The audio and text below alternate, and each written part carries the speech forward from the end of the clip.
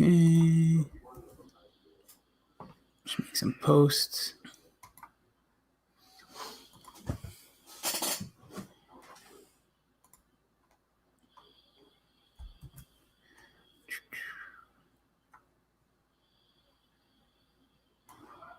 Oh, my face looks excellent on this preview on Facebook. Nice. It looks ridiculous.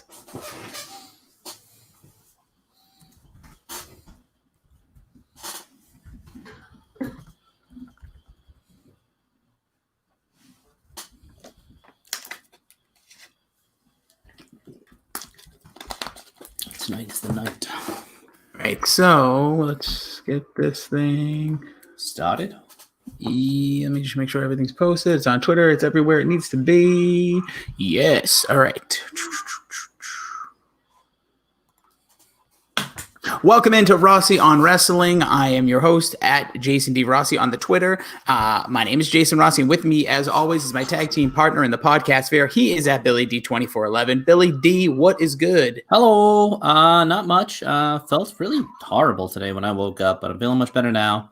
I was a little worried at first. I've been having a cough, but I think we're all good on my end. How about you? Well, aside from the fact that I look like absolute trash, everything else is good. It's, balancing work life, watching a ton of wrestling and enjoying myself the best I can. So we're going to do a little bit of a 3 count to start off. Is that correct? Yeah. So we'll be previewing WrestleMania, which is this weekend. It is too big. This weekend. It is. It is this weekend, and it's too big, Billy, for just even one with night. The coronavirus, they're doing it. Wow. They have done it. Actually, technically, they've done it. No, it's tomorrow.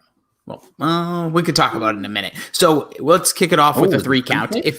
What's that? Yes, a lot of things are pre-taped. There's a little bit of back and forth story about what's pre-taped, what's not. But let's start with the 3 count for you new to Rossi on Wrestling, which is kind of the swan song to that, but we'll get to that later. We are going to give a 3 count on the best WrestleMania opening matches. What that means is let's get it started.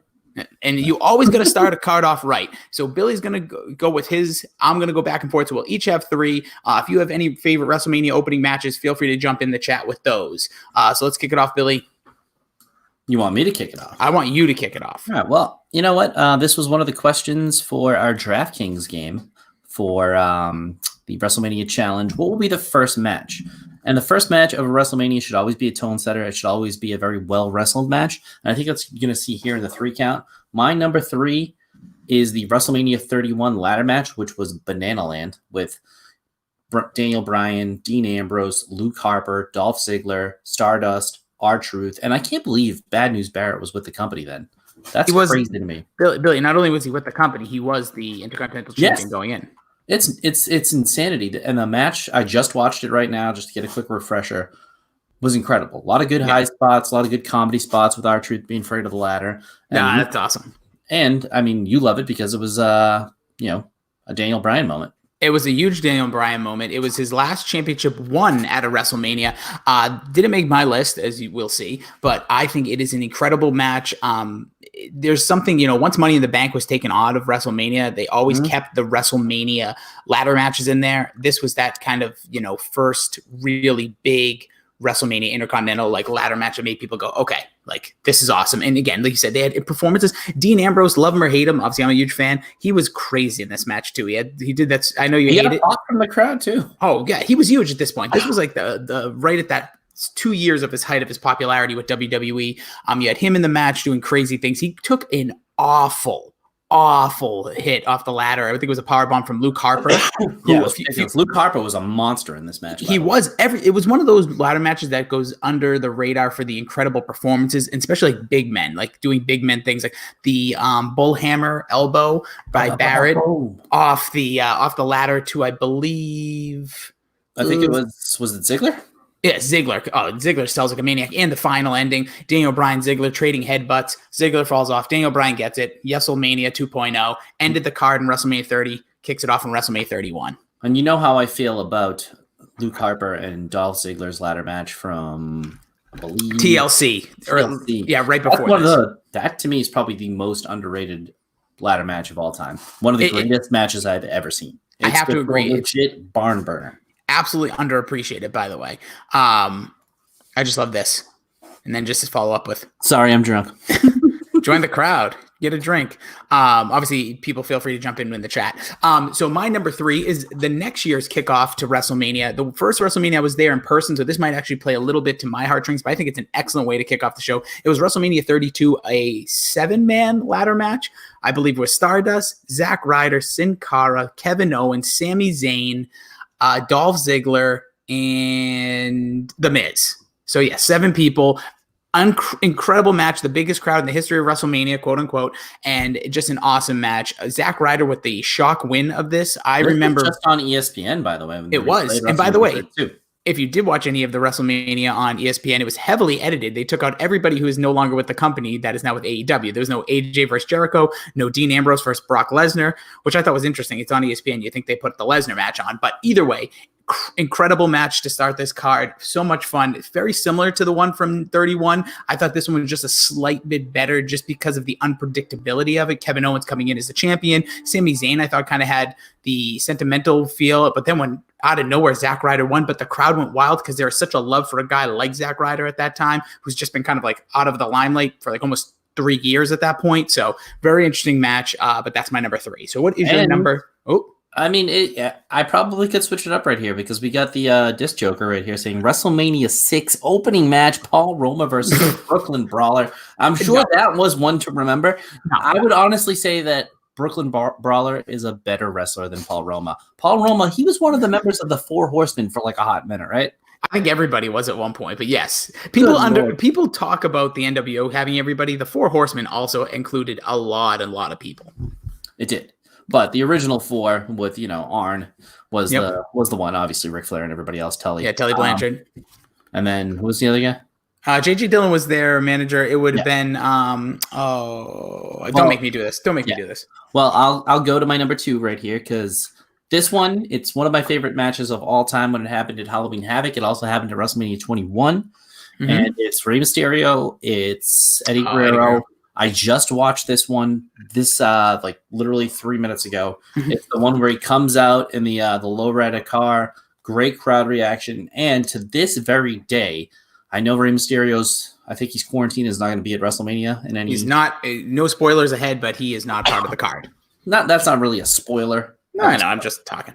But whenever these two guys get together, it's magic. And he's kind of found that same magic with a guy who's very similar to Eddie Guerrero in certain ways in Andrade. This match, you just see how like they go to their old bag of tricks throughout, all the way back to that Halloween Havoc match. And now you're seeing a lot of the moves that I just saw in this match for the first time in probably 10 years. Watching it again, your hair looks great, Rossi. I don't know what you're worried about. I'm trying to keep it as high and volumized as I can. For those watching on the stream, it's out of control. It looks like you have enough grease. It's natural grease because I haven't showered in 2 days. But they threw in a couple of unbelievable moves that I hadn't seen since this match. I didn't even really remember, like a double bridge up, just a barn burner. Anytime you get those two guys in the ring, even any one of them, I think Eddie Guerrero might be the most sound, solid in-ring technician. Every once in a while, you'll get a post where you see just like a 4-minute spurt of an Eddie Guerrero match where he is just hitting every move. Everything is crisp. Everything looks good. He's good off the top. He's got great suplexes. Everything about him as a wrestler lacked maybe a little bit in the promo, picked it up later in his career, but really just an amazing talent. And that's a guy you want opening a WrestleMania match. Yeah, I agree with you, and especially coming off the year before where he had the WrestleMania win over Kurt Angle to keep his title. Later in that night, Chris Benoit. So ending that night with Benoit and Eddie Guerrero the next year, kicking off with them in kind of a transitional year would happen later that night. Can't argue with that one. To me, it was tough. This is a coin flip to this day for me. My number 2 is Triple H, Daniel Bryan, WrestleMania 30. Not only just the story of the match, the winner goes on to a triple threat against Randy Orton, Batista. It was also, there's something, they always pull off these incredible feats every 10 years. So we just talked about Benoit and Eddie Guerrero at 20. At 30, it was Daniel Bryan's story. 10, we'll talk about that in a moment. But for me, this match is maybe, it's hard. Obviously, it's not my 1. We'll get to that. If you know me, it's going to be obvious.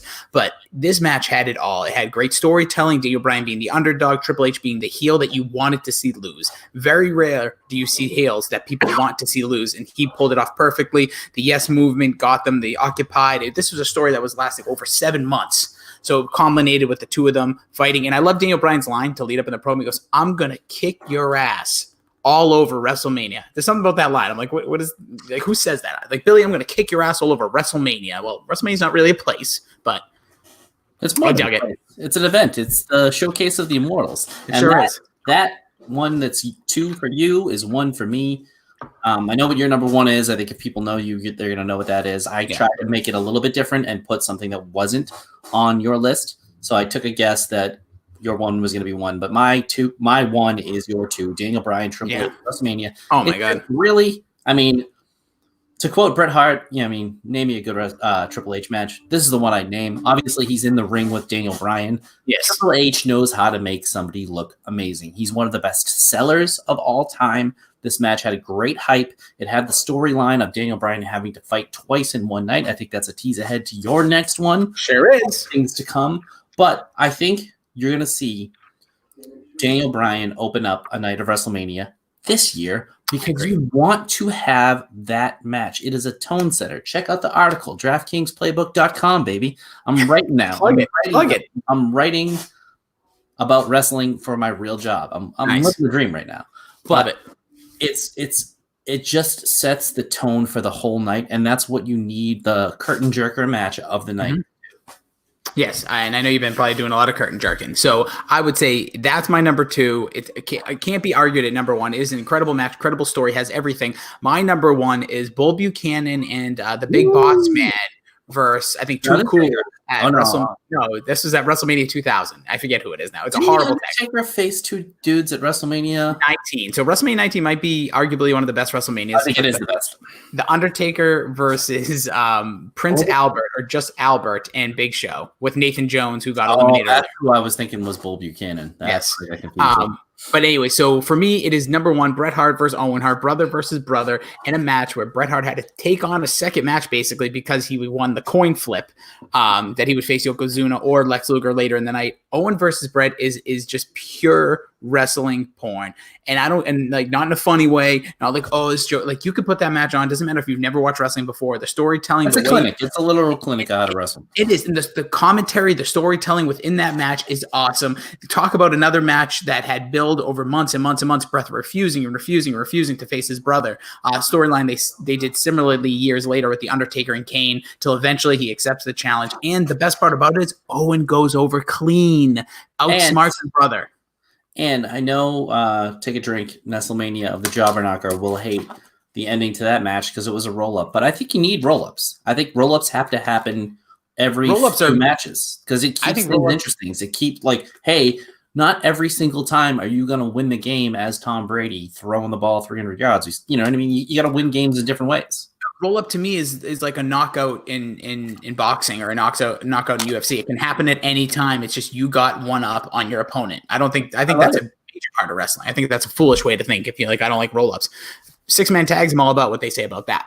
All right, so those are our 3 incredible ones. So right now I'm going to give you a quick breakdown of how I think this WrestleMania is going to stack up, and then Billy, we can get into. I want you to hear your thoughts on this too, but this is how I would stack, since it is 2 nights this year. I don't even think WWE officially knows, because most of this was pre-taped, if not everything, so they can do this all on the fly. I wonder if they're going to do the commentary live. My guess is they are, but who knows? So here's my way of breaking it down. Saturday night are going to be 8 matches on each night, 16-match card. Again, we'll break down in a moment. I'm kicking the whole WrestleMania night off with Otis versus Dolph Ziggler, a match that smells like SmackDown but feels like WrestleMania this weekend. The reason is good story actually with this one, long-term storytelling. You can actually show maybe a mini package of what led us here. This could be a 7-8 minute match. By the way, this is Dolph Ziggler's first one-on-one WrestleMania match in his career. Yeah, he doesn't deserve one.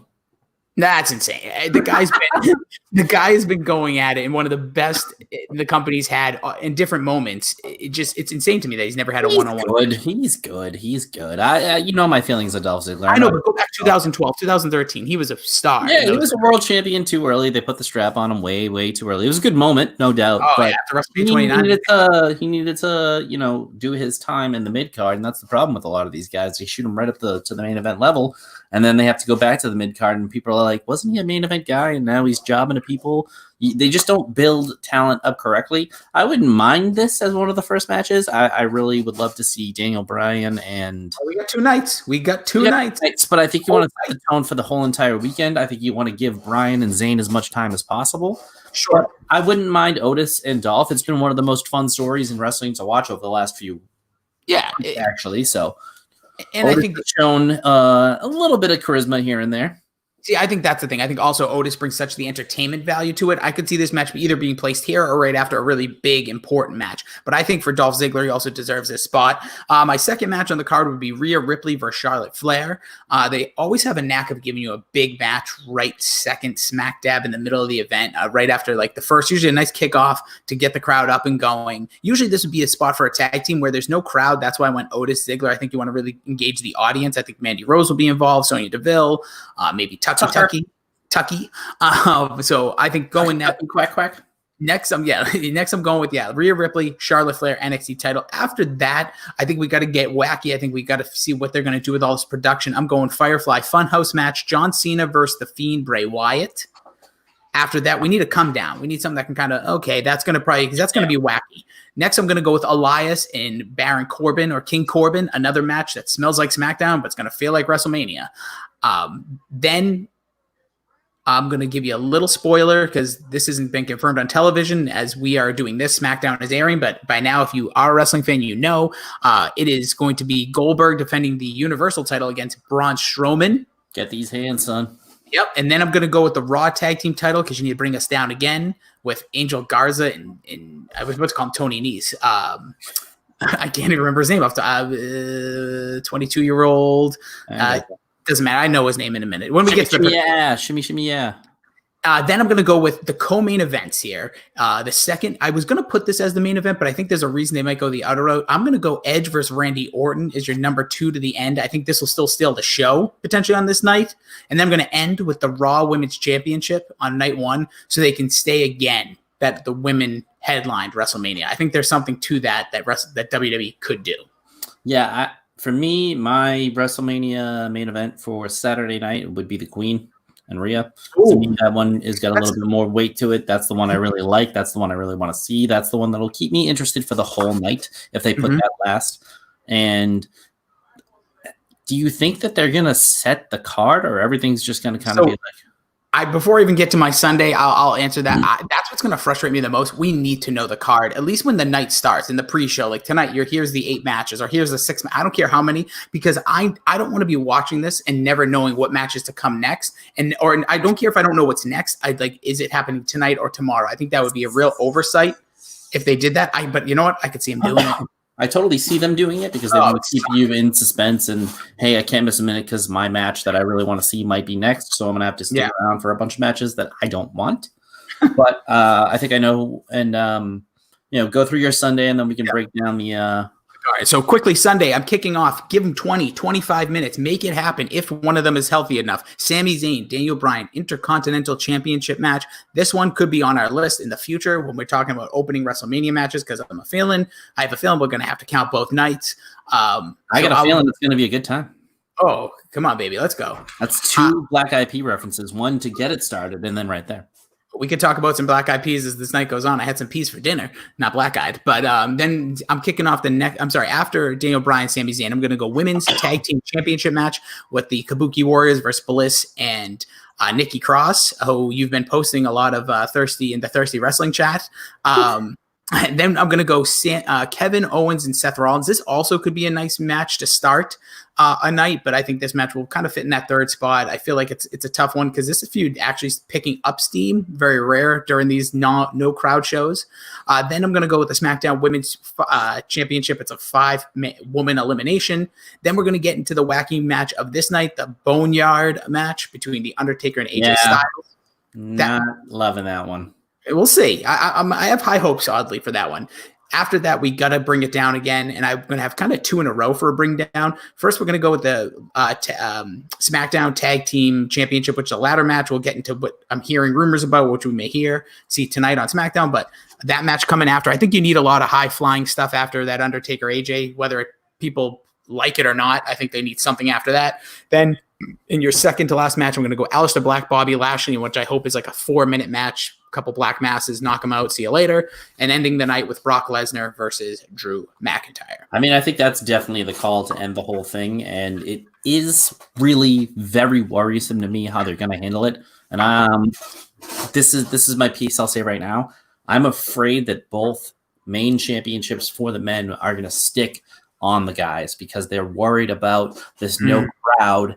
And they're not going to want to put the belt on a new guy because there's going to be no reaction, no good packages in the future. There's no way to sell this to the public as, hey, these young and up-and-comers, look at how the crowd treated them because there's nobody there. That's my worry. I still hope Mac gets it. I think Strowman may bow down, which will really kill him. It'll kill me. I'll hate that. But that's what I'm really, really terrified with this night. Both nights, I should say. Yeah, it's going to be hard. I can't disagree with you there. So let's jump into it. Let's jump into WrestleMania. It's 2 nights, 16 matches. Myself and Billy have looked over the card. We're going to give you our picks. I think my wife, if she jumps in, she may have her picks as well. We were talking about this earlier. We actually, real quick. So this is the first time we haven't gone to WrestleMania since WrestleMania 31, which was the last great WrestleMania, in my opinion. So I think it's going to be very interesting. But we have a whole next 2 days planned out like we are in Tampa Bay. So we have menus. We're making some food. We're making some different cocktails. I'll probably post that on the old Twitter machine. I'll tag you in it, Bill. So we're going to have some, I think we called, like our pizza is going to be the Claymore crusted pizza. We have, That's horrible. Yeah, we have what's it? Tampa Bay Tina. Oh, it's Seamus and Ginger. There was a couple other things. She's back there. We're trying to remember. And we'll get to them. There was definitely like a WrestleMania. There was another drink or food item, charcuterie or something like that. Anyways, so but getting into so we're gonna party like we're there. We're gonna we have to go next year, going to LA because the thing you're not gonna miss one because no one was allowed to go to this one. No, and I will give WWE some credit. It was really sick. The merchandise they have one that's just the WrestleMania logo, kind of like what I'm wearing here, and it says "In Your House." It has the "In Your House" logo because clearly everyone's watching in your house. And then the other one's the WrestleMania I Wasn't There. Ooh. I think that's a good one. A lot of people are critical of that, but I think it's funny. I'll probably end up buying it. I think there's buy one, get one for $1 right now. I'm waiting for that stimulus check. All right, so let's jump into it. WrestleMania 36, an event too big for one night, or maybe it's just because they want as many viewers on the network. No, I think that it definitely wouldn't have happened without this, but I think this is where it was trending in the future, and they figured why not give it a stab at this one, you know? I hope in my opinion, first of all, here's my one thing on this. This is absolutely the wrong time for this. This would have been the ultimate WrestleMania for like 7 matches. Just make it the best of the best. Everything you got, the paydays, it doesn't matter. Everything, we're all in a financial kind of crunch. This would have been awesome. A Sunday night, maybe 3.5 hour, 4 hours tops event that has the best matches, the matches people actually would care about, not matches with no storyline or things you slap together because you want to get people on WrestleMania. But the problem with all of this, and the problem that we always see with this is the belts. There's too many belts, so you have to have every belt defended. So until we get rid of the brands, but not every belt defended. The bland split, but the 2 main titles for the men and the women, and even the NXT one is being defended. So that's just 5 matches right out of the gate, and then throw in everything else. So it's a lot. It's too much, and I don't think we're ever going to get back to maybe a 7-8 match card ever again because they're never going to go back from this. And it's you're right. You're asking too much of your fans. And I started with that. Like when I went to WrestleMania 32, that was the beginning of the 6-hour main cards. We're not talking pre-show. It starts at 7 well, maybe it's 5 hours, but that's a long time. That's like 3 movies. And, WrestleMania 31, I think topped out at about 4 hours and 2 minutes. You can go on the network, no pre-show. That's what's right here. And it's $3.59 and change. That's perfect. It's special. It's longer than any other event and you make it good. That's why that is the last great WrestleMania, in my opinion. There's been good. 4 hours. I mean, I know, and that's a problem. Everything's either 4. They've been doing okay recently, but like WrestleMania, I think even Royal Rumble tapped under 4. But you got to make your WrestleMania event about 4. If you really want to stretch it to 4.5, but you need to be special. Like last year was, it was after midnight, and I had a real rant on this when they did the women's main event for the first time in history. And you put it on at midnight. No little girls are seeing that. All the people you're trying to inspire are not watching the NBA Finals. I complain enough about that at 8:30 tip-offs. That's stupid, but. At least that's ending at like 11:30 and you know what you're in for. But all right, let's jump into this year. Enough of my bitching and complaining. This year, we will kick it off with the Women's Tag Team Championship. Billy, we got the Kabuki Warriors of Asuka and a woman who's barely wrestled since she took that crazy bump at TLC, and Kairi Sane versus Alexa Bliss and Nikki Cross, which I believe they're called Crisscross Applesauce is their tag team name. Cool. Couldn't care less. Don't care who wins, but give me Bliss and Cross. Give me Bliss and Cross. I'm going to say... give me that boom, boom, pow. I'm going to see how many Black Eyed Peas songs I can work in. I will... I was trying to think of one myself. I'm going to go with a Bliss and Cross as well. I think where is the love for the Kabuki Warriors? Because you know what? I want Asuka back on her own. I think she's proven again over these last few weeks how incredible she is, how entertaining she is, even whether she's speaking English or not. And also, I'm going to be really sad because this was also supposed to be a big pirate ship. And Kairi Sane was supposed to have the big pirate ship entrance. That's what I was looking forward to. I needed it, and we're not going to get it. So the biggest problem with this is that all of these competitors are better in singles, but they have to just group people together to have a women's tag team division. Mm-hmm. And they barely have enough people for a women's tag team division. And now that the brand has split and the women's belts are DOS, that it's just you don't have enough women to make this division work. You just really don't. No, and that's why you need a week. There's nothing going in. Like, what happened to the Iconics? Where are my Iconics? I heard a rumor. I guess they're going to be repackaged in some sense, but I don't know what that means. And what do you do if you repackage the Iconics? Rumor, yeah, but I mean, they repackaged Bo Dallas, and he was one of the strongest gimmicks going for a long time. That was money. The Iconics are money. They're great on the promos. Maybe they're not. I mean, I think they're decent enough in ring, but they would have been great to hold those belts for a full year, in my opinion. Yeah, I don't know if we needed the full year, but at least have them in the picture. They'd be a great team to lose, like take 8 L's left and right, because people would just, they are iconic. My wife chiming in with the Kabuki Warriors. All right, that's our pick. There we go. So then next up, we will go with Otis versus Dolph Ziggler. And again, Dolph Ziggler's very first one-on-one WrestleMania match in front of absolutely no one. Who you got here, Bill? Well, in front of all his fans. So I will give this one, I think you gotta kind of break up this little something's going to happen with this storyline, whether Tucker was the one pulling the strings, whether it was Sonya the one pulling the strings behind the scene to cause this. I think that Dolph's going to go over in a cheating way, and then we'll figure out either Tucker set him up or Sonya set him up, or maybe, but I think it's a Dolph win. I think you kind of need that to build up Tucker a little more, make him more sympathetic. Otis, I believe you mean. And yes, I will go with Dolph Ziggler as well. I'm taking Ziggler here. I think he deserves the win for his hard-fought years on the company, but most importantly, in this story, this is a feud that, we're either one of them going from here either way. Let's keep it going, give the heel the win, and let's see what he, what like Dolph can do with this win and where the storyline goes. I thought I would get a vote from my wife in this one. Oh, I did. Oh, you posted? It didn't come through. What am I on a delay? Might be. Who are you picking? Wait, Dolph is such a bully, and his hair drives me nuts. Sorry, I don't know if the comment's going to show up, but she said Dolph is such a bully. And the hair, yeah. He's gone full 80s. He's gone full 80s. Yeah, it's gone full 80s. I love Dolph Ziggler, but it's all right. The 80s. So we're both thinking this. All right, next up, a match that absolutely no build, no reason. Where is the love for these guys? Aleister Black versus Bobby Lashley. All right, well, I'm going to pump this up because that's another Black Eyed Peas song. I think Aleister Black, if they give him at least a couple of minutes here, could show on a big stage what he's capable of. A lot of people like this guy. A lot of people see him as a future star, maybe a little CM Punk-esque. So I'd like to get him rolling, get him a big win. Bobby Lashley's been nowhere. His storyline arcs have been ridiculous over the past few months. But give me Aleister Black. Give me him in a big win. Give me the Black Mass. I'm also going with Aleister Black. There is no reason he shouldn't win this match. There's no reason for this match. And if Bobby Lashley wins, this will be one of the most stunning victories in WrestleMania history, in my opinion. And that's no hyperbole. Like, literally, that would stun me. Yeah, it would funk with your heart. It would. And no, don't funk with my heart. All right, next up, we have the Raw Tag Team Championship.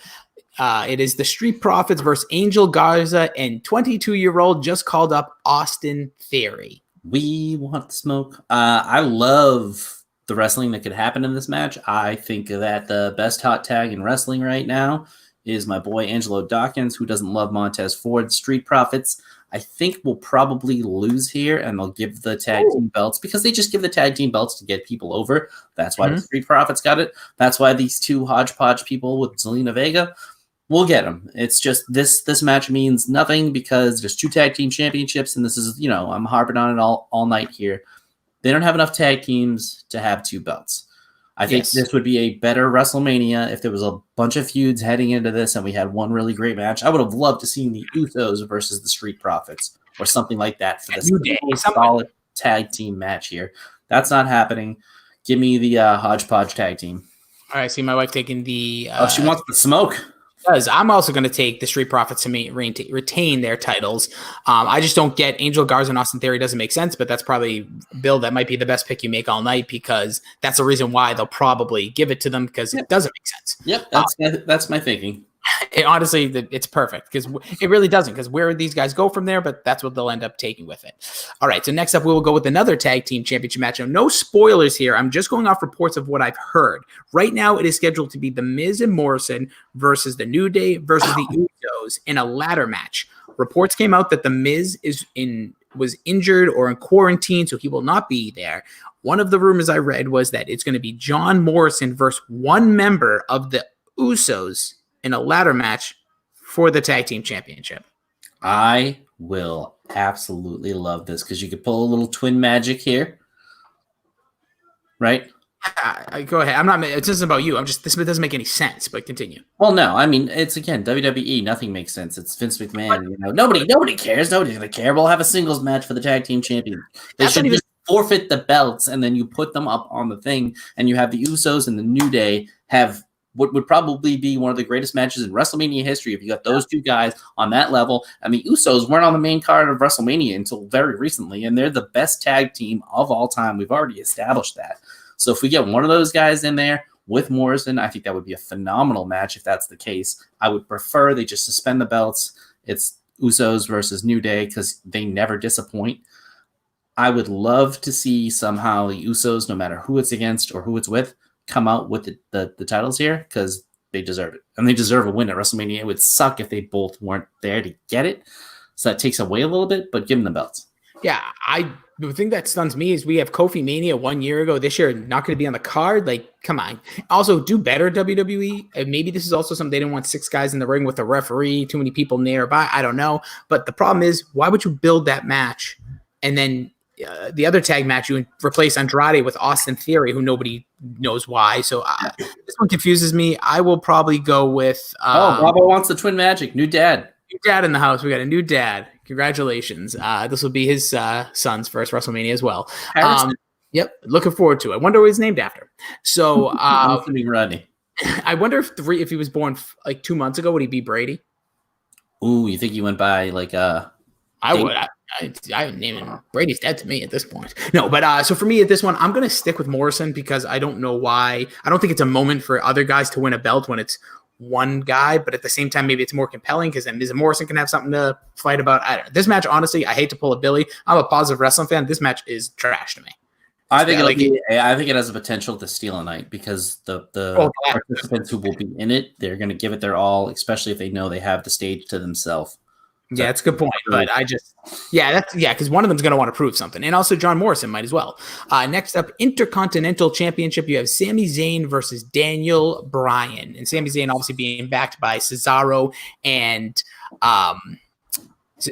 wait, hold on. This made me laugh. James Harrison.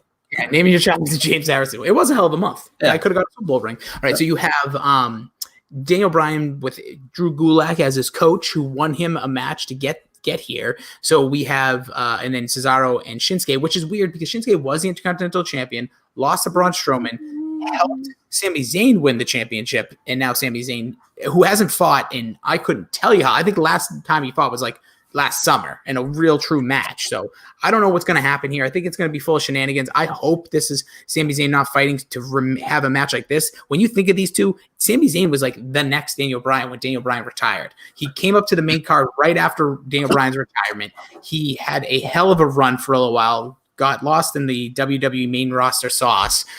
This, I think, is a showcase match for both of them. Daniel Bryan showing who he is, what he can continue to be, and why he's a main event player, and Sami Zayn showcase time. That's the way I look at it. I will take Sami Zayn. Okay, a little bit of a hot potato here with the championship over the last few months here since Shinsuke lost it. And the Intercontinental Championship, when it's not in the hands of The Miz, can get lost in the shuffle. He's the only one who really knows how to make it special. I think that Sami Zayn doing an okay job. I would really love to see Daniel Bryan get the win here, get another WrestleMania moment, but I'm going to go with the heel because I think if you kick off the night, one of the nights, hopefully Saturday night, with this match, it's a barn burner of a match, and then Sami Zayn beats him clean. Think of what that does for Sami Zayn's career, being a guy who's had so many huge WrestleMania moments to open the night, to take the belt. That's a way to build a big-time heel. Sami Zayn can be a big-time heel. We've seen it. He's pretty good on the mic. He's great in the ring. I think this could put him on the map, so I want him to take the title and the belt. I would love to see it. I honestly, Daniel Bryan's one of the few wrestlers I love to watch. Like when his matches are on, I'll make sure to take time to watch it. I just think Zayn's too short so far, and I just think there's going to be a lot of chicanery with the guys around it. But if if Daniel Bryan does win, how great is this? You have great built-in feuds. Cesaro, Shinsuke, Sami Zayn. There's so many places you can go with it. So there are options, and maybe even Drew Gulak. He's like, hey, you got me here. They're both faces. Let's fight each other. That could be 4 pay-per-views right there. But what has Daniel Bryan done since he's come back too? Put people over. Even though he's not the champion heading into this match, you can still put somebody over in this match. 100% agree. And Daniel Bryan, nobody better than him maybe in the company right now in general. Mm-hmm. Next up, we have King Corbin versus Elias. King Corbin versus Elias. Again, bit of a snooze fest. Yeah, tough. Know that this will be Gronk getting involved, so that'll make Bobo happy. I think this has got to be the comedy spot. This has got to be the spot probably right before the main event, the P-break one. I'm putting this second to last on one of the nights. I don't really care. Like one lick. I mean, Baron Corbin deserves better than this. He's my king. He's my champ. He's the fucking man. Best heel maybe in the company. Best heel in a long time, like a true heel. People don't like him for the most part. I mean, you got smart people like me and JC who absolutely love him. Baron, what's his name? I'm looking at him right now on the TV. Is in such a weird spot. Elias, like he's just he's a heel too. So this is such a weird match. Give me the king in about 35 seconds. Anything longer, and I'll be pissed. It should really be guitar over the head, and boom goes the dynamite. That's what I want. I don't want anything wrong with this. I know this is a podcast, a video. They just announced a Universal Championship on TV now, Strowman Goldberg, but I got to find out after we finish. It's like I thought there was going to be something like on the show that announces it, but I guess it's just a quick little slide. That was the big news. Great. For me with this one, Baron Corbin, I'm going to say it deserves better. He's been feuding with Roman Reigns, who's arguably the company's biggest commodity, the biggest tool in their tool chest for months. And he comes out of that. And this is where we go with him. You don't give him something. I feel like these two guys are both in the wrong position in this card. Call me crazy, and we're going to get to this match after. I still feel like Elias, for where we're going with this Undertaker match and how Elias was attacked by the Undertaker after WrestleMania last year, I feel like Elias should be in that spot with the Undertaker this year. I know, call me crazy. I think AJ deserves a big. I'll tell you, maybe. I think AJ deserves a big spot, but I just feel like completely ridiculous what they're doing with Baron Corbin to go through everything they've gone to. I think he deserves the win. More importantly, I think Corbin, he had the big win against Kurt Angle last year. WrestleMania 34. I don't even know if he was in it. WrestleMania 33. He lost to Ambrose in an Intercontinental Championship pre-show match. 32. He debuted on the main roster. Winning the Andre the Giant Memorial Battle Royal. So this one, I think, comes back, has another win against Elias. So give me Baron Corbin. And it's so weird for Elias, too, because he was such a strong thing heading into, was it last Mania with the thing with the Thugonomics and John Cena? That was amazing. If you know how to handle Elias, you can be very successful. And he was successful for so long. And then they just kind of took a right turn with it, and then they haven't gotten back on track since. And it's weird. He's like you said, he's a built-in heel. He should be just making fun of the crowds. He should be right now the hometowns. He should be making fun of the faces. He's a heat magnet. He would be incredible. And also, can we just call him the damn Drifter again? Yeah. So next up, we will go to Kevin Owens versus Seth Rollins in a match that when I first heard, I'm like, oh man, these guys, I don't really care. But then the story's been built. The fact that this is taking place in the Performance Center where both of these guys kind of earn their stripes in the WWE after coming off of the Independence Ring of Honor as different names, Kevin Steen, Tyler Black. This is a really cool story. This is a match that I think actually really has a good chance of like potentially stealing the show one of the nights, or maybe overall, because I think these guys are out to prove something. For me, I'm gonna go KO. I think KO needs a big win at a WrestleMania in a spot that people might actually remember. He's had a weird WrestleMania run, the WrestleMania 32 ladder match, a WrestleMania 3 match against Chris Jericho, which should have been the main event for the Universal title. Instead, Goldberg ruined WrestleMania, kind of. We'll get to him. And then you have WrestleMania 34, Kevin Owens. I honestly don't remember. Maybe it was in the Battle Royal. I apologize. That event was too long. Last year was not at WrestleMania, was injured. Come back. I think him and Seth Rollins, this would be an awesome match if there was a big crowd and stuff. It's going to feel weird, but I'm going KO. So I'm going to go KO too, even though I'm going to say this later. You don't have to go over to get over. I would like to see Seth Rollins win if he's going to be the Monday Night Messiah, if he's going to be the savior and all that crap. So it would make sense for him to win. I think they're going to give it to Owens because they don't know what they're doing. If I was booking it, I would be going Seth Rollins in the spot because I think you got to build him up. And I don't think you necessarily have to make Kevin Owens look weak in a loss here. I think they're just going to have him win anyways, hit a stunner, feel good. But I think I do think every once in a while, Seth Rollins can have a good match, especially against the guy the caliber of Kevin Owens. I just hope he doesn't go through the motions getting to his big moves, which he does 99.9% of the time. I'm hoping this match is good. I do not have high hopes for it for a match standpoint, but give me KO, I guess. Yeah. You can tell my excitement about that match. Yeah, I'm actually more excited about it, but we'll see. All right, let's keep it moving here. The SmackDown Women's Championship: Bayley versus Sasha versus Naomi versus Lacey Evans versus Tamina in a fatal 5-way match. So, elimination match. So we're going to have 4 different pinfalls in this match between these women. Billy, who you got? Unfortunately, it should end up with Sasha versus Bayley. That's not going to happen. It's going to be Naomi versus one of the two of them. She will win. I will be bored, and it sucks because there's a lot of my favorite female wrestlers in this match. Tamina. Well, I don't even mind Tamina. She's not too bad. But Bayley, Sasha, I even think Lacey is a little bit underrated. Yeah. She does in the ring, and she's just a beautiful woman. So her character is good. I love her character. Yeah, it's going to be a bad match, in my opinion, because it's just you shouldn't have a fatal 5-way with eliminations. That makes it less exciting. I like the fatal 5-way where it's first pinfall wins it and you can really steal one. Yes. This is going to be clunky. No one ever really pulls off the elimination thing. If you're going to do it this way, just do a gauntlet one. That might have been a little bit more fun. I hate the fatal 4 or 5-way where it's an elimination, and it ruins the excitement as the match starts. We call it a fatal. It's not fatal then. It's just an elimination match. Fatal means it's the first pin. Yeah, like sudden death. Yeah. Which they did at WrestleMania 33 with 6 women. For me, this one, I think Bayley's going to find a way to retain, and here's where I see it going. I think first one out of the match, first of all, I feel bad for Dana Brooke. Dana Brooke was supposed to be a part of this, supposed to be a 6-woman match, and sad story for her, obviously in quarantine. Hope she's doing well. Also, same for Rey Mysterio and everybody else that's not involved with this this weekend, and people in real life that are dealing with it that are not wrestlers. For me, my elimination, you think Tamina's going to go out first. I think they'll hold on to her. It makes it difficult to see where they're going to go if it's not her. I actually think they're going to shock and go Lacey Evans out first, even though I think that shouldn't be the case. I think Lacey should be a future champion for this company with the story of her and her history. I think Lacey goes out first, then Tamina, then Naomi. 3, Naomi, Sasha, Bayley are fighting. Eventually, Naomi goes out. Then it comes out to Sasha and Bayley, where Sasha's about to cheat. She's about to cheat her friend. It's like that whole story.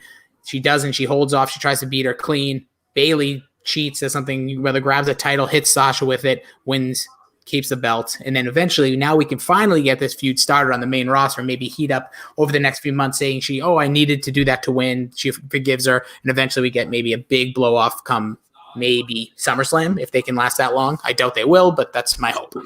Title of my sex tape. No. Yeah, I'm not just not looking forward to this. I don't think they're going to handle it right. I'm with Courtney. I would love to see Lacey Evans walk out of here with the title. I think it would be a feel-good story.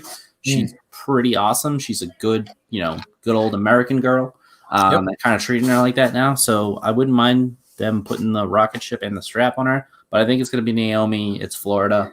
So I think that's... Nobody cares, though. No one's there. They already did this for in Orlando. Still think it's going to happen. All right. Hey, I won't be mad at it. I feel the glow.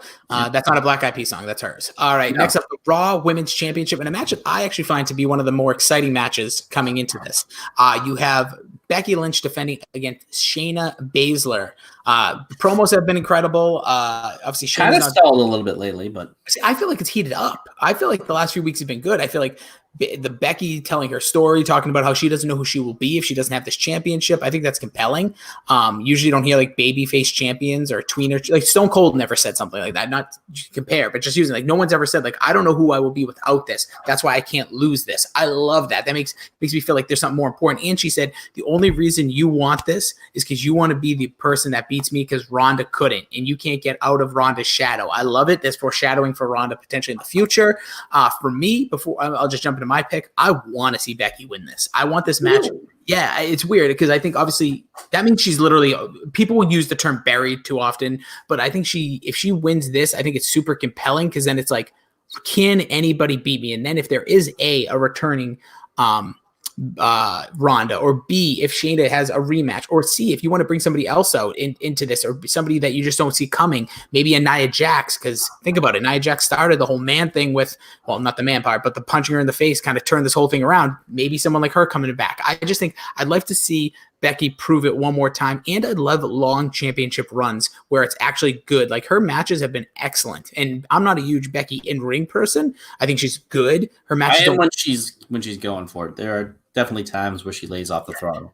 Totally, but her defenses in this past year have been really good. Against Natalya at SummerSlam was underratedly good in a submission match. The match against Sasha Banks in Hell in a Cell might be a top 5 Hell in a Cell match.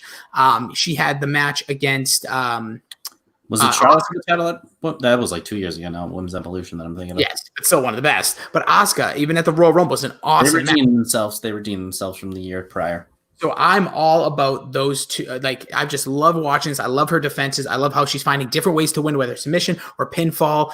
I'm into it. I totally see Shayna potentially winning this one, but I wouldn't even mind if that happens at Money in the Bank or a Raw or wherever we're going with wrestling in the future. So I'm taking Becky Lynch. I think you're going to want to have one of your Tampatinis, your Becky's, and Bailey's Irish Cream, because it's going to be Shayna Baszler, and if she doesn't win, I'm going to be upset. They started this off perfectly with her biting the neck and the blood. I think she has to win it. You have to put Becky down. Then you have to have her do the Champions Rise again. Shayna Baszler, an absolute stud. This match should be great, although we have just referenced it right before this. Becky can mail in a big match every now and then. I don't think she will on the Mania stage. I'm hoping that if Rhea and Charlotte don't end tonight, like you said, this could end the first night. I would love to see that for one of those matches. But to me, it's got to be Baszler.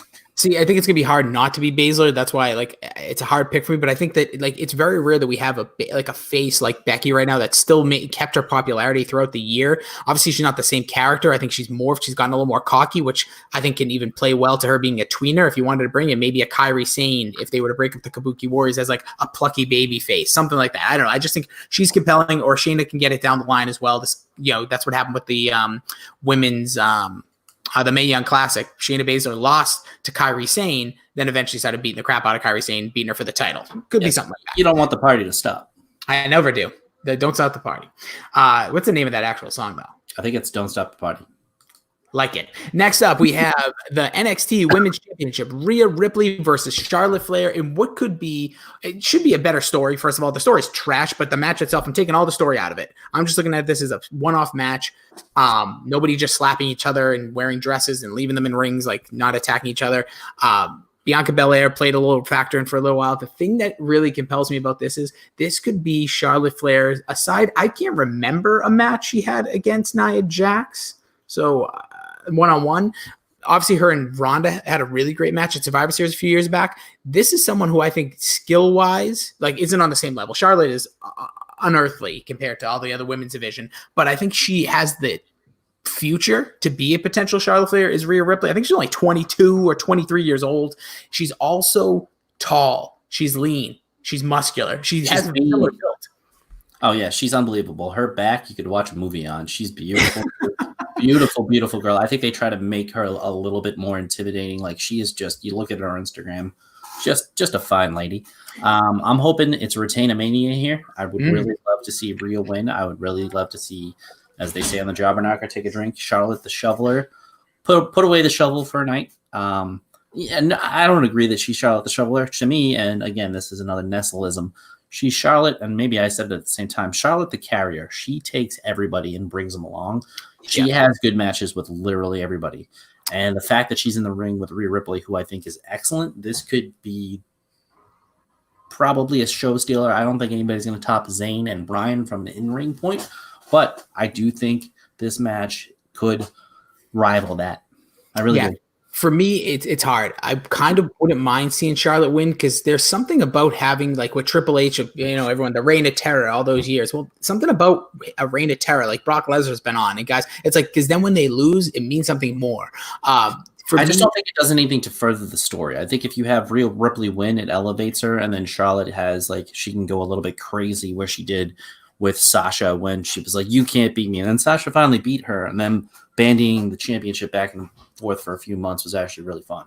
I see where you're going there. I think it's more compelling if Charlotte does win, because what does that mean? Does that mean Charlotte goes to NXT? Does that mean we're going to see Charlotte versus, maybe try to rise that division up, which I think right now is in a kind of hard position. People talk so highly about the NXT women's division right now.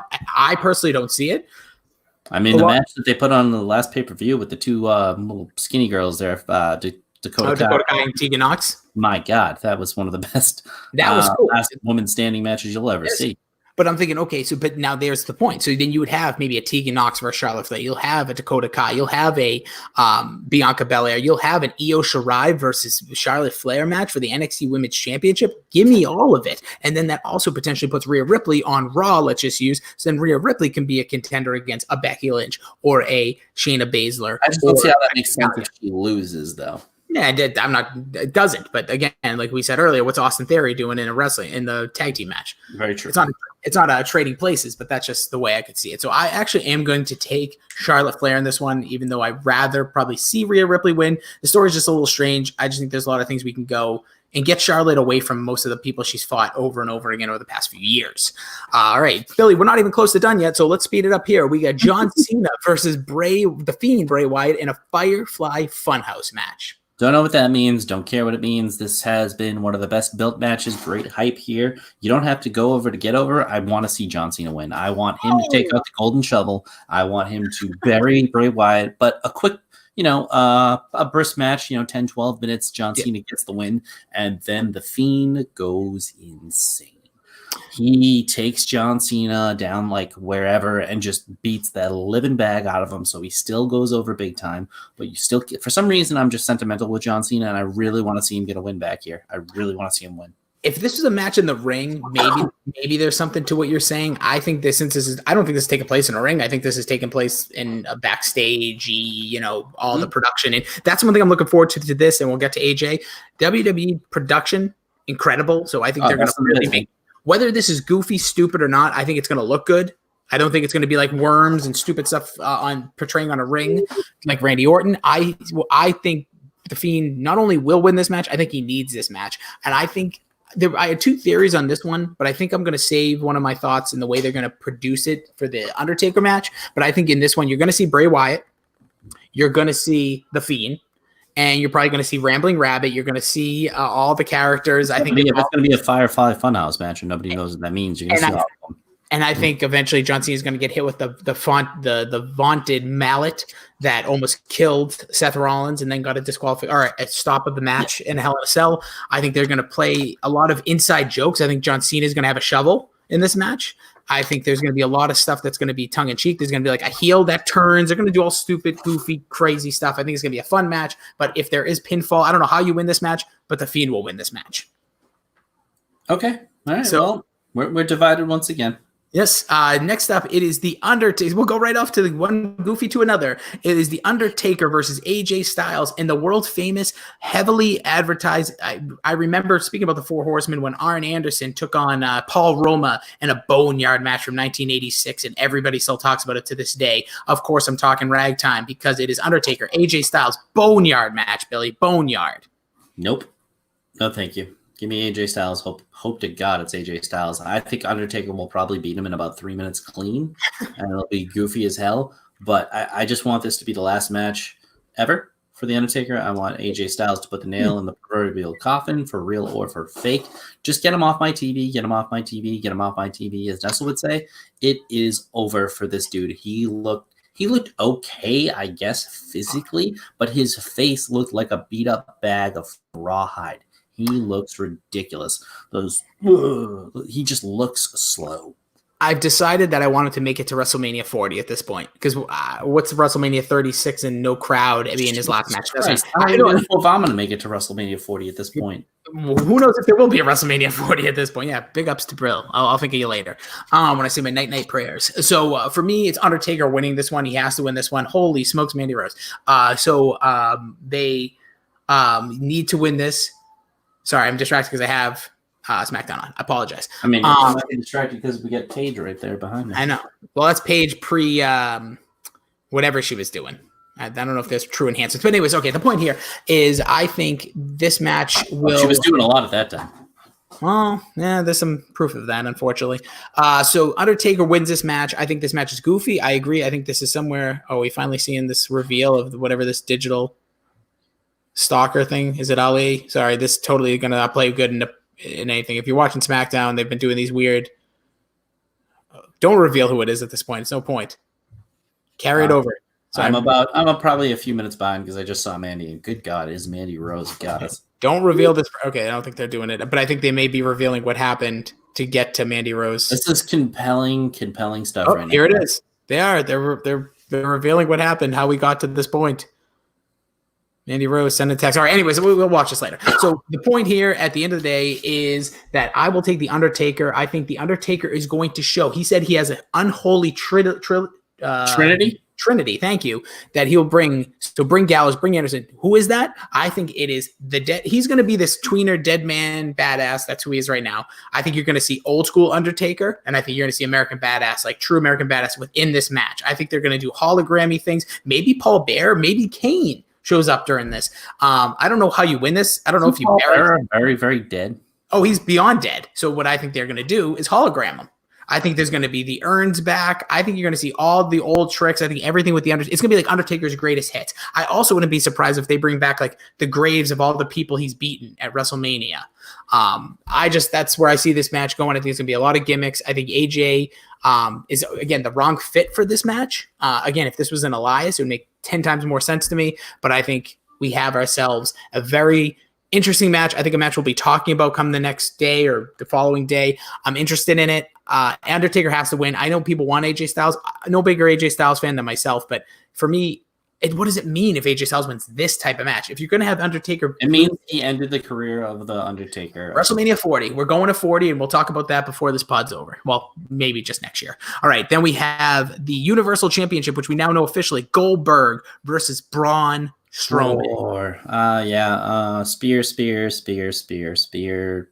Probably a 3.5-minute match, and Strowman goes down in a heap, unfortunately. It's going to be sad. I'm going to be sad. Go back 3 years when Goldberg last had the championship going into WrestleMania. If you fought Braun Strowman then, who was like hot as all hell, or even 2 years ago. Oh, didn't Braun Strowman wrestle with a 12-year-old at that one? That was 2 years ago, but yeah, he did. So 3 years ago, he was in the Andre the Giant Memorial Battle Royal that was won by Mojo Rawley. Then he won the title with a 12-year-old, relinquished it the next day. Then at WrestleMania 35, he won the Andre the Memorial Battle Royal by throwing out Colin Jost and the other dude from Saturday Night Live. Michael Che? Yeah, Chickadee Che. So now he's back on the card. He's going for a title that it makes no sense. Phil, this is where I get mad. They took the belt off the Fiend because they wanted to get it on Roman and him be cheered. So now we're at an event with no crowd and no Roman. Well, so, I mean, for him, the compromised immune system thing, I think that he's. I get it. I'm totally understanding, but it is ridiculous that this is the circumstances. They went all this way to give this guy to get it back to Roman Reigns because they didn't want him against the Fiend because they know the crowd would love the Fiend. So why put the title on them in the first place? It's very frustrating. You know what I wish they did? Give me Braun Strowman, throw him in the trash. No offense. Right now, no reason. He lost an Intercontinental Championship match to Sami Zayn in a triple. It was like he's not been in a position where it looks like he's ready for a title. I haven't built him like a monster. They just who I mentioned earlier who's not on this card who'd be great to put in this spot? the guy who stole the show last year, his name is one Kofi Kingston. Kofi Mania. Give him a rightful return match for his championship. That's why Goldberg got that random match against Fiend. He said, I never got a rematch. Well, Kofi should say the same thing. I don't even care if Kofi doesn't win. Should. But like that would be much more compelling. I would be so on board for a Kofi win. It wouldn't even be like I think he's fantastic. I would love to see. Yeah. Oh, I lost Bill there. But yeah, honestly, that would be an incredible way for them to cap this off. Or even, I know people wanted Matt Riddle. That would be super compelling as well. Or I just feel like Braun Strowman, it's just weird. And Braun Strowman has to lose this match. No offense. This is not the time to put the title on him. This almost happened in Saudi Arabia a few years ago. Give the guy an actual build. And you know what? Maybe it's time to just make him a heel. Maybe it's time to bring back heel Braun Strowman. I think that's the place where I think Braun Strowman fits best. I think him as a heel is the best fit for him. I just think right now him being a babyface that dances around occasionally is too fluid for me. No one knew you were not. Don't worry. So next up, I'm going with Goldberg too. I think I just said Braun Strowman's a better heel at this point. They should turn him heel, have him lose his match, have him maybe even lose a match to the Fiend, do something where there's a reason for him to lose and get mad. All right, next up, we're down to the nitty-gritty here. We have Edge versus Randy Orton, last man standing. Billy, who you got? This is the most anticipated match. This is the one I'm going to have the most fun with. This is the one I can't wait for. I'm really worried about what my video's doing these days. I can't figure it out. We're all worried. But I think Edge could stand a loss, but I don't think that's going to happen. Give me Edge. Give me a real knockdown drag out affair. Obviously, the stipulations of the match will make it so, but I really look forward to this match. I think it's probably not going to end Sunday, obviously, but it could end Saturday. Like you said, maybe it's maybe it's the middle match, but I really think they could. To me, one of the three things has to happen. Either has to be Charlotte and Rhea, it has to be Becky and Shayna, or it has to be this match to end Saturday night. I think that's a fitting way. I think Edge's return is a big deal. They've built this feud perfectly. Randy Orton has done amazing things. Edge has done amazing things. This is the match I most look forward to this weekend. I can't disagree with you there. They've done great with the story. I think you have to give this one to Edge. And the reason is Randy Orton clearly doesn't need this win. And I think it makes it more compelling what happens after. I think there should be a really good moment where the whole story is Randy Orton wants to do this, take Edge out so he can go back home so he doesn't, he wants to be the one that does it, to send him home to his family, to his wife. Like, stop, you're going to hurt yourself. You're going to die in the ring. I want there to be that moment where he's either going to give him a concerto or maybe he sticks his neck in the chair where it's like the neck's hung in there, kind of like Randy. Something is going to happen to the point where you're like, oh my God. And nobody knows how to milk those moments better than Randy Orton. Randy Orton's great, or maybe a punt's about to happen, something. But I just feel like this match is going to need that. One of these matches is going to need that extra like build up to make this stand out, do like crazy stuff. I want to see Christian, maybe Jeff Hardy get involved with this. There needs to be somebody that actually stands up for Edge when it looks like he's on the precipice of actually not just losing. Oh, look, there's a little unicorn. There's Kofi. I didn't even try to do this. I accidentally just clicked the X like an idiot on the button there. But for those watching the stream, Billy is now a unicorn with a rainbow-colored trough. Bouffant, yeah. Bouffant, yes, like my hair. So, but for me, that's why I'm going with this. I think Edge gets the win here. I think it's going to be a great match. I think these two. I'm not a big last man standing match. I think it's kind of a foolish. Like, what is that really? I think a pinfall is much more decisive win than a last man standing. So it's definitely not. It's a weird way, whether it's start a feud or end a feud or whatever they're doing. But more of the story, I'm going with Edge. Give me some chicanery with Beth Phoenix, Christian, Jeff Hardy, maybe a Dudley Boy appearance, maybe Devon. Just all like the history of Edge and just like come out and help him overcome this feud with Randy Orton. Yeah, I'm hoping it stays. I mean, obviously, there's going to be somebody involved if it's going all over the arena, but I really hope it kind of just sticks mano a mano for the most part. Beth Phoenix probably going to get in there when there's a concerto, like you said, or something like that. But give me Edge. Give me 15 to 20. I don't think we need to go crazy long, like 30 minutes, but I'll take a 15 to 20 here. Yeah, the last thing I'll say, I don't want to see Edge do spare too often. If he has these neck issues, just like Daniel Bryan had, similar, well, obviously different but similar. Like Daniel Bryan doesn't do the headbutt off the top anymore. If you watch a Chris Benoit documentary, no one's doing that ever again. But yeah, he shouldn't be doing the spear if he has his neck. We need to debut a new finisher. Maybe brings back the execution. Nobody in WWE does big DDTs anymore. I think you can get away with a spear though without really hurting your neck. No, that's a lot of chance every time, and when that's your number one move. I guess there's a lot of guys that use the spear now too. That's true. You can go shoulder block though. You don't really have to go full spear.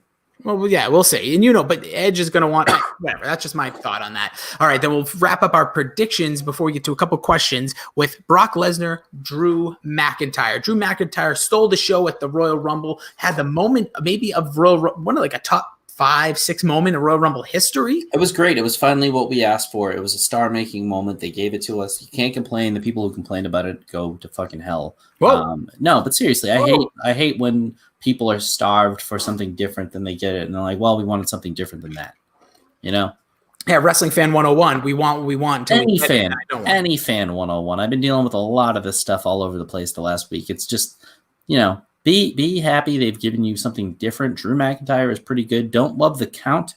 Not a big fan of the count. Very babyface cliche. But I am a big fan of Drew McIntyre. I don't know if we've talked about it on this podcast, maybe in person definitely not in person, but over the phone, that Nestle had the idea of having a camera inside of Drew McIntyre's house or something, just like a 9-person watch party just to get something if he does win. I don't think he's gonna because of the quarantine and the lack of crowd, but I really, really hope that he does. I think it's hard for him not to win this match. I think WWE wants people to feel good. We're going through a lot out here, like the world. They know that more than anybody. Brock Lesnar beat Roman Reigns at the Mania 34 main event, which was a weird kind of finish.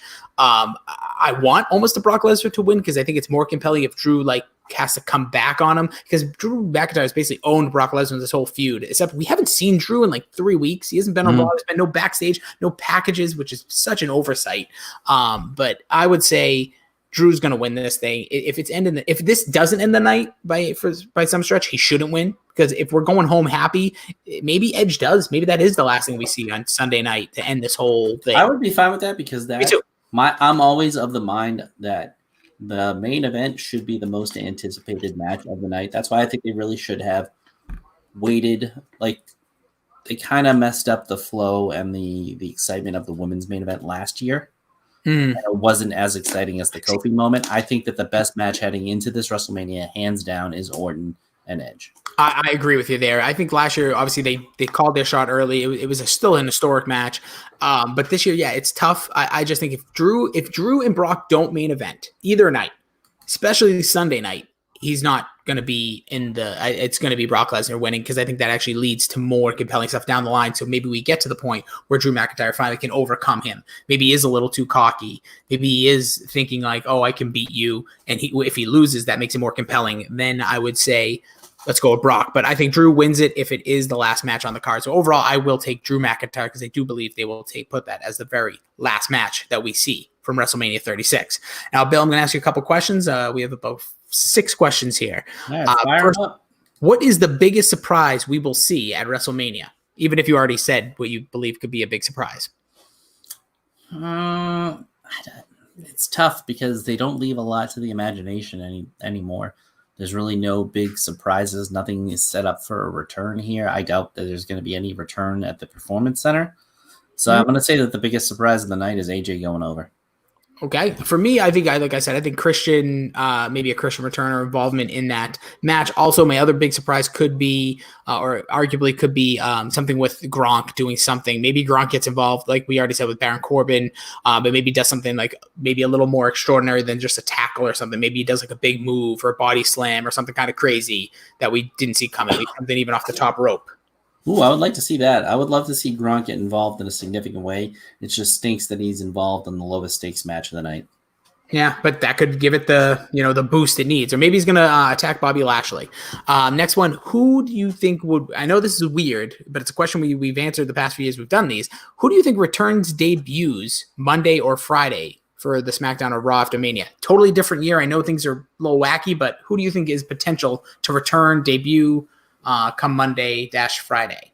I would love it to be Ronda. I really would. I think the women's division needs a shakeup. I don't know where she is mentally, if she's having a baby or any of that stuff, or if she would even dare do it in this, current climate we're under. But I think that's what wrestling really needs is a shot in the arm to the women's division, especially with Becky. Yeah. And, with the potential of Shayna Baszler winning and Ronda coming back to say, hey, I did this first. I'm the UFC girl here. You're not. I like it. I think there's definitely a future with that. Again, I don't know what the circumstances we're living in. We'll see. For me, I guess I have to go Nia Jax. I don't think she's a huge surprise, but she hasn't been around for a long time. She's been tweeting that she's healthy. She's wanting to come back. So I'll take Nia Jax as one of the big returns. I don't think it's going to be like usual. I don't think we're going to see NXT call-ups or anything like that this year. Next up, what match are you most excited for? I think we both kind of answered that one. I mean, I'll go with the second version of it because I think we're both on the Orton train here. Yeah, Orton Edge. But it is Rhea Ripley. It is Charlotte. I think that match should be close to a 5-star one, and I think both ladies will put on a show.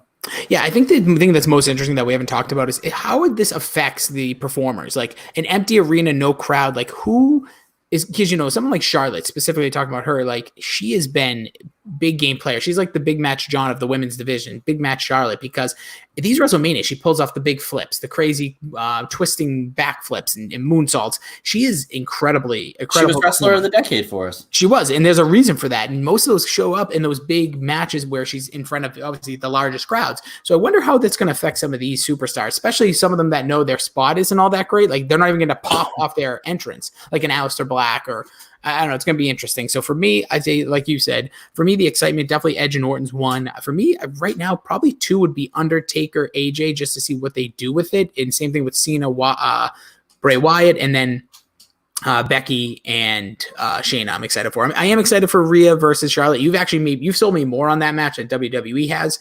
Again, forget the build, just looking at it as a match. What do you think the match we'll be talking about the next day? So we'll just use Monday. Like, what do you think after this weekend? What is a match you think we'll be talking about the most, or people will be talking about? To build off of the thing that you just said here in my answer for this question, if that makes any sense. People who are used to wrestling in front of either a small crowd or no crowd or an indie crowd are Daniel Bryan and Sami Zayn. I think that they're going to make it a point to show that this is an art form. This is really a profession that, if done well, can be one of the most exciting and interesting things to watch, even sans crowd.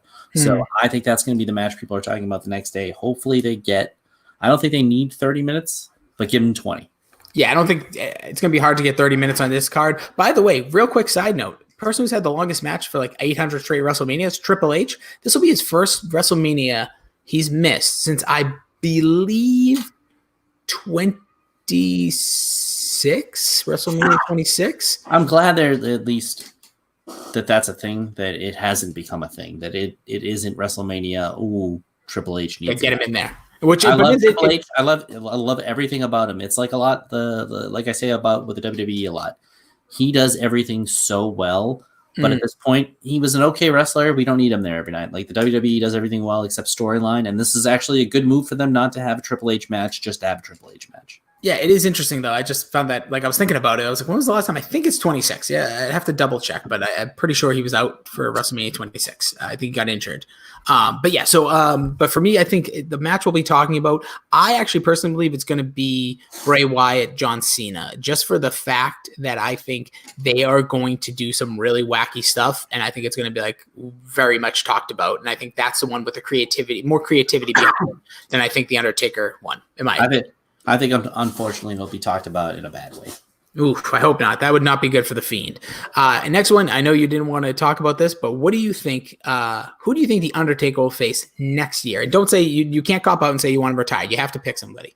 Okay, I would like him to face, I don't know, like a bottle of Geritol or something. Okay, wonderful. AARP filing papers. But don't you kind of agree? I understand, like, but you're nostalgic for John Cena, and I get it, and so am I at this point as well. John Cena looks like an absolute Greek god still to this day. He puts on some of the best matches in the world to this day. He cuts the best promos in the world to this day. He could still come back and be the greatest wrestler of all time if he wanted to. Mm-hmm.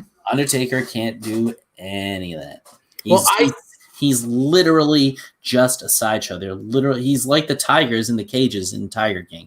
It's a sideshow. It's an attraction. He is just being like dragged around by Vince McMahon. Hey, I think we can get a couple more people to buy or subscribe for free because, hey, it's The Undertaker. That's it. That's all this is. It's WrestleMania. It's The Undertaker. Last year, he was the first time he hadn't fought on WrestleMania in a long time as well. I'm kind of happy to have him back, to be honest. There's something about it right now with Undertaker WrestleMania. As long as he can, the guy said, I want him to go to 40. So right now, if I just had to pick, it's a year out, and I don't think he should lose anymore until maybe 40. Maybe there is like an actual like match. He needs another stakes match where it's like, if you lose, you're done. Like, go away. Like, I loved how AJ brought that up in this storyline where he's like, you should have retired after Brock Lesnar, but then you really should have retired after you lost to Roman Reigns when you left your hat and all that, bringing the wife in, whatever.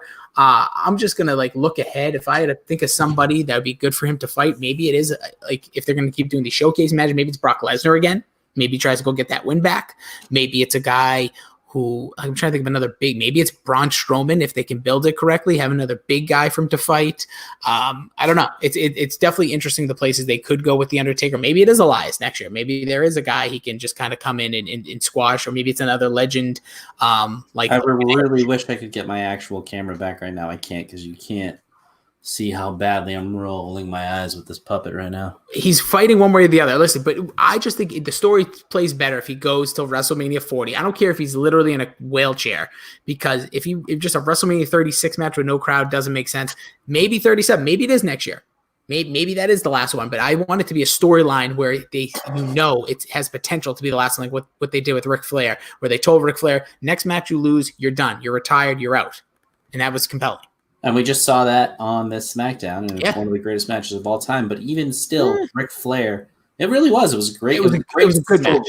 Yes, the story was incredible. And the way that Shawn Michaels sold all the moves, he went all out. He hadn't done the moonsault in a while off the rope to the outside, right into the ribs. Scary looking. But that's Ric Flair still being able to give it a go. I really solidly believe that in this match. I don't think The Undertaker has that in him. I don't think he does. He doesn't. But we'll get, last one. What match do you think will steal the show? We've talked about excited. We've talked about matches we think we'll be talking about, what we're surprised, what we're excited for. What match you actually think will be the one that when we look back maybe a year, 2 years, it doesn't even have to be the most talked about. What do you think actually will steal and take the show and be like, I owned WrestleMania 36? The Usos, baby. Whichever one gets to go. I think if it's a ladder match, even if it's one-on-one, if they somehow actually do the right thing and make it a 2 versus a regular tag team match and just say you're forfeiting the belts, Miz and Morrison, that would be the way to go. But even if they don't, I would love to see an Uso Morrison match, because the Usos are going to put their entire heart and soul into that match to make it great. Yeah, for me, it's hard not to look at that Daniel Bryan. I just don't know if it's gonna. I don't know if Sami Zayn can wrestle. I don't know if he's healthy enough to go. So stealing the show, I actually think it might be Brock and Drew McIntyre. I think that this isn't going to be your prototypical Brock match. We said about Daniel Bryan. What does Daniel Bryan do well? He puts people over. Sneaky guy who puts people over, Brock Lesnar. No, he does. And it's not just he can win the match still, but he makes people look strong, makes people look good. He did put Kofi over. I don't know about that. But he made Seth Rollins, he put him over incredible at SummerSlam this past year. He's had good matches with different, these AJ Styles, Daniel Bryan. He's done a really good job when it comes to especially guys smaller than him, where this is a guy who's potential. I think Drew McIntyre might be actually taller than him. Obviously not as girthy, but I think this is an opportunity for them to really I think this is a guy. But the only thing I'm scared of for this is Brock Lesnar. No crowd, lack of motivation. Probably just wants to get the hell out of there as soon as he gets there. I'm still going to go with this one. I think this is the match that we'll be talking about, and actually as a show stealer at the end of the night. Hopefully night 2. So that's it. I think that's the point of the night right there by you, is that. Is this going to be a lay down moment for what's his name, for Brock Lesnar? I know it's going to be hard. See, you're right. That's why I think Zayn and Daniel Bryan, like you said, those guys would probably just wrestle even if there was no one watching. Even if it was just like a Saturday night, they're just like, we hang out as buddies. They just like, let's go in the ring and wrestle for 30 minutes. Let's put on a freaking 60-minute Broadway. So that's why I think those guys might have a good chance. But that's it. WrestleMania 36. It's going to buy the thing here that people are forgetting, that people are like, it's not going to be the same. It is going to be the most different WrestleMania, let alone big wrestling event in the history of all time. Like, this is going to be unbelievably good or bad. It's going to be different. It's going to be remembered forever. So there's a lot of people that can really make their mark on us fans. And I think especially some of the fresher faces, the Rhea Ripleys, the Shayna Baszlers, win, lose, or draw, I think they have a real opportunity here to show like who they are and like put themselves into like a bigger stratosphere, because this is just going to be so different. Because we're going to go back, you're going to go back and watch this event and be like, what the hell was going on? Oh, coronavirus. And I hope that's the way we look at it. Like, oh, remember that time when that crazy stuff happened? Yeah, it's going to stand out in time. It's going to be this whole, hopefully it's only a few more months of this will stand out in time for everybody. I think the WWE can do some really good things here. I think they can entertain people uniquely like no one else can. And that could be the forecast, hopefully, for the next 2 nights, Saturday and Sunday, 8 matches each. Oof. Some really special matches on this card. I didn't think I would be excited about this WrestleMania. They're giving you 2 or 3 that could really be not all-time greats, but at least memorable ones. Yeah, I agree. It's going to be I think at least the worst case scenario, it's going to be entertaining enough. I think there's going to be highs and lows because it's probably going to be 4 hours each night minimum. So it's going to be a lot, but I think it'll be fun. Enjoy yourselves. If you're listening to us, thank you so much. If you're, don't forget to subscribe to the podcast. You can search Rossi on Wrestling. There's going to be some changes coming up very shortly, but subscribe to us, give us 5-star review, follow Billy D at Billy D 2411. Follow me at D Rossi. We decided we're going to do some probably right at the tail end of Sunday night. We'll probably hop on here, give you a solid probably 30, 35, 2-hour live reaction. And it's going to be very interesting how this all plays out, but enjoy yourself. It is WrestleMania weekend. Get excited. Do what you can. I know you're probably home. Maybe this is a great time to order some food. Support your local food place if you can, if you have the means. Get some food. Maybe talk with some friends. Get a Zoom meeting. Get on Twitter. We'll be on Zooming with my cousins one of the nights. They were like, can you do a Saturday night Zoom? I was like, I'm going to have WrestleMania on, but I got my TV pointed right at my computer, so I'm good. How fun is that? That's what it's about. Interact with people. There's so many different, so many wrestling fans, not only on Twitter, Reddit. Just get involved. We appreciate so much for you guys tuning in to us. Enjoy the rest of your Friday night. Billy, got anything to send the people off with? Yes. Boy bands coming next week at some point. That's right. So we'll do a recap of WrestleMania. Then probably a switcheroo will be coming, and we'll do boy bands some night next week. Are we going to do straight top 11? Yeah, I think we'll do like we'll each give our list, and then we'll do the points and get a legit 11. Okay, that works. All right, so we'll figure all that out. But thank you guys so much again for tuning in or listening in the audio version. Have yourself a incredible WrestleMania weekend. Stay home, stay safe, get all the things you need. It's going to be a hell of a weekend. It is WrestleMania. Get excited. I'm excited. This is something that I look forward to each and every single year. So we appreciate you so much. Enjoy your weekend. Frank says hi.